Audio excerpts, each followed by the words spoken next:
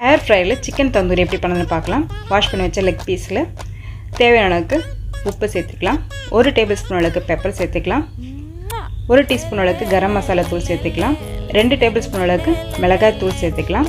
1 teaspoon அளவுக்கு மல்லித்தூளும் 1/2 teaspoon அளவுக்கு மஞ்சத்தூளும் கொஞ்சோண்டு கஸ்தூரி மெத்தியும் சேர்த்துக்கலாம்.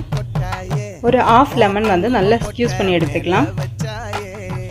இது கூட ஒரு 3-4 டீஸ்பூன் அளவுக்கு கெட்டியான தயிர் சேர்த்து வந்து நல்லா பிசைஞ்சு 1 ஹவர் வெயிட் பண்ணிவிட்டு அதுக்கப்புறமா ஏர் ஃப்ரையில் வச்சு நம்ம ஈஸியாக சிம்பிளான சிக்கன் தந்தூரி செய்யலாங்க.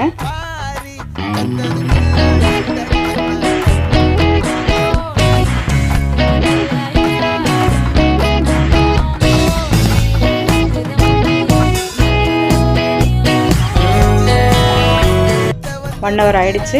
ஏர் ஃப்ரையில் ஒன்றா வச்சு அதுக்கு மேலே ஆயில் மட்டும் லைட்டாக ஸ்ப்ரே பண்ணிக்கலாம். இல்லைன்னா இந்த மாதிரி ப்ரஷ் வச்சு நீங்கள் தடவி எடுத்துக்கோங்க.